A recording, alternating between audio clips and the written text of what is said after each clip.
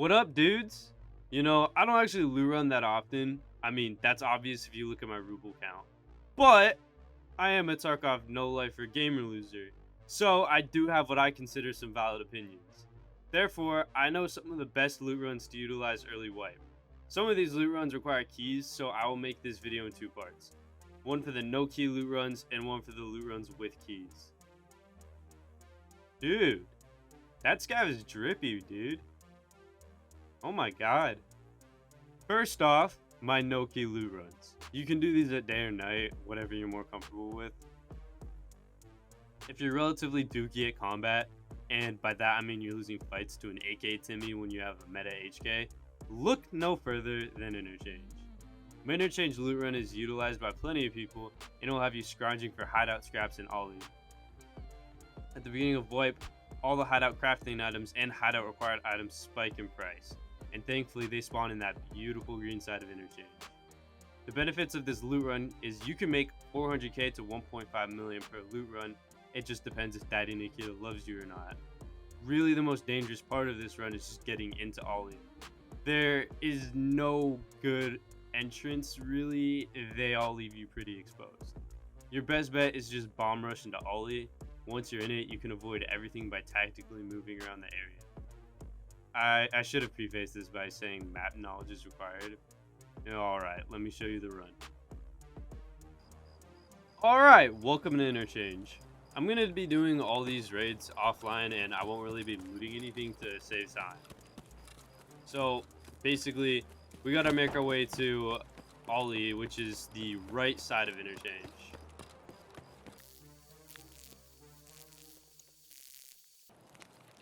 Alright, remember how I said entering ollie will be the most dangerous part? I would not enter in through those front doors because you have to break the glass to get in. And as you enter in through here, there could be people inside the garage and people right here. As you make your way up these stairs, there can pretty much be people everywhere around these stairs, right? One of the tech rooms is right there. There's going to be plenty of scavs right here.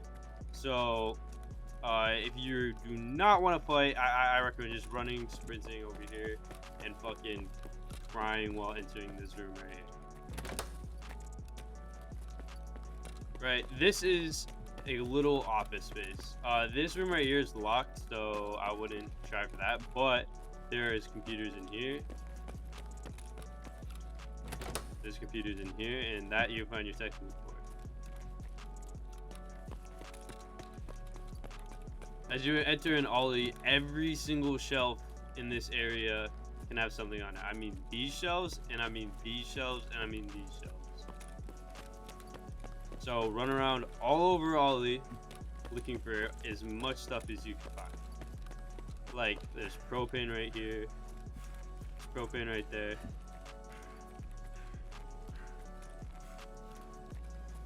I don't even know how to pronounce that shit. Alkali?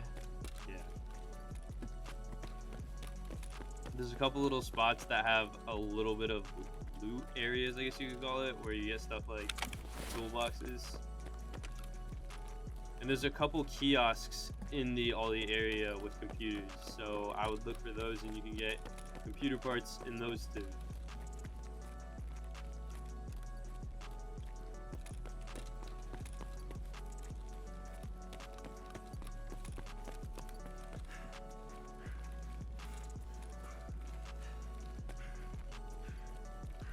Over here is going to be a little bit more dangerous because you are entering the back of Interchange.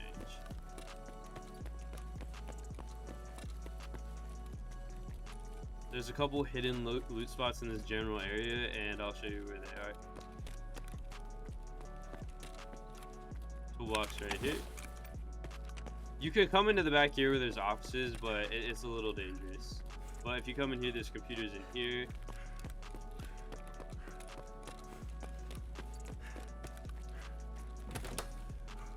Computers in there, and food spawns in the offices sometimes. Well, honestly, I wouldn't pick up the food if I were you.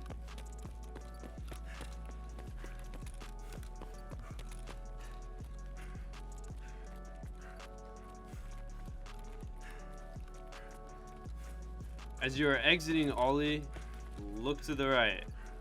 There's a toolbox right there. Now you can run to the left and get more loot, or you can exit right now if you already think you have enough.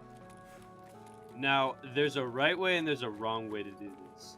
If you're ballsy and you don't care about dying, or you're confident there's no one sniping, extract camping right there, you can run down this ramp right here. It's pretty dangerous though, because there could be people off to the left, people off to the right hiding in bushes, and that's not cool. If you die to that, that would really suck. So I make my way down right here.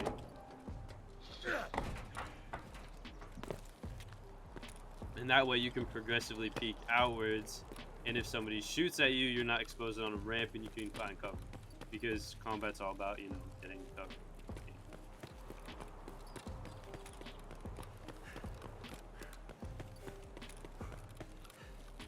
And you can make your way to the extract over there. If you happen to have spawned on this side, you can do the exact same thing, but you will have to run up that ramp or the ramp on that side, and then make your way out the front the way I showed you how you did it, and just do the loot room backwards.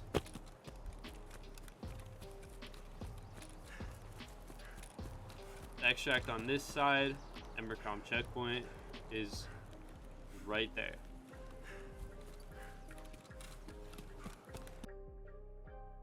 My next no-key loot run is on customs. I like to think of customs as a 3-lane system: the industrial lane, the road lane, and the hillside lane. You'll be going through customs in one specific lane, looking through all the stashes on the way to extract. The cool part of this run is you can net anything from absolute dirt to potentially 5 mil if you're lucky enough. The thing about stashes is literally anything can spawn in them. The problem with this run lies in the fact that since it is a 3-lane system, the flow of the players is filtered more directly, and you might have to fight someone. Maybe not the run if you genuinely can't win a fight. Let me show you it though. Alright, time to show you my customs loot run. Fortunately on customs everything is closer than an interchange, so if I spawn somewhere absolutely dookie, I'll still have a really short way to go before I can start running it, right? So there are 2 stashes over there in front of the little tech building, and in the bush over there. There is a stash right here.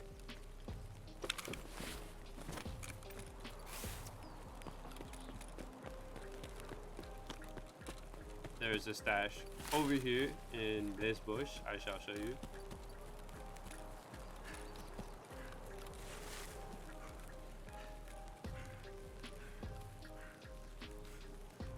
If you blink, you'll miss it. What can I say? Duffel bag right here if you want it. Weapon parts spawn on these crates. There's a crate right there that has weapon parts, and there's a toolkit in there.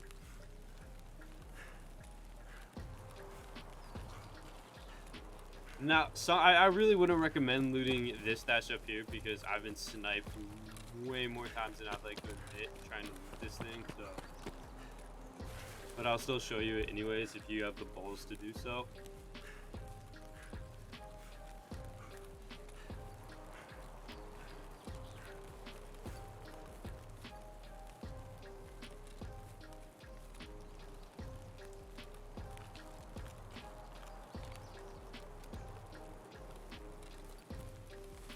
There it is.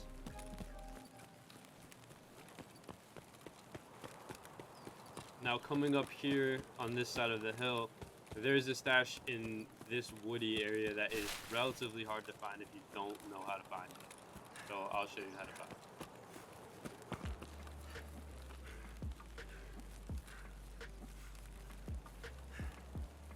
The stash is right here.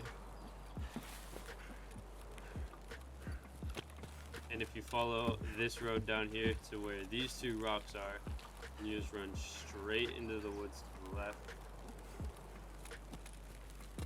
you'll find these trees. Now up here at the radio tower, there's a stash next to the blue fence right here.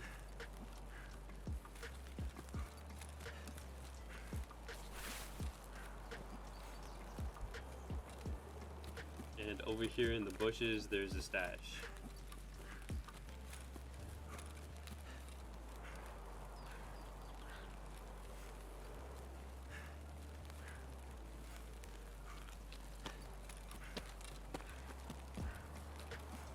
Right here.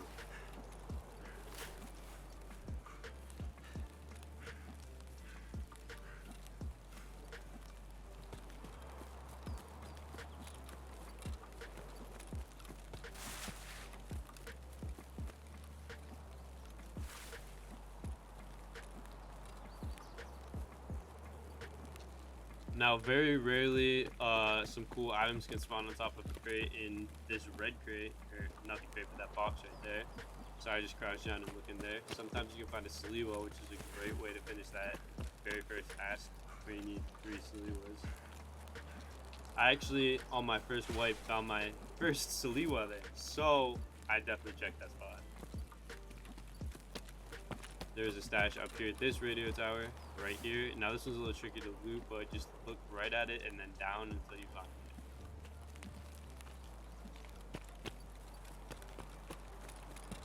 Now here's 2 more. These are a bit more ballsy, so if you don't want to loot them, I don't blame you, but if you are feeling your oats, you can definitely run up to these ones and top a field.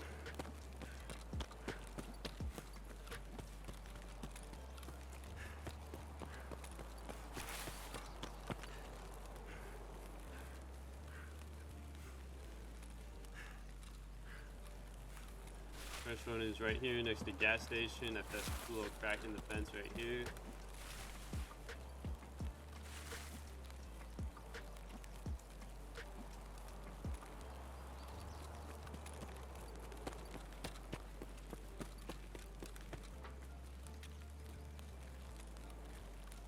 The next one is over here at this light post. Right there. Now these ones, I would say you're more likely to find combat at these stashes because everybody seems to go to them. And I found so much combat over here, so again, I don't blame you if you don't want to go to this one. And if you do go to this one, keep in mind you might have to fight. There's one right here. And this one's really dangerous because it brings you to the lane I was talking about, which I call the road, which is the road. In this tire, there's a stash, but you can get sniped pretty easily, so use it at your own risk.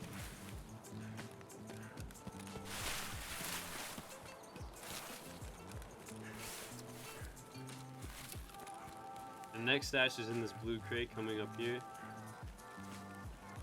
Be a little bit careful entering this one because it's very easy to get cornered in here, so just be mindful of that. But it is right there.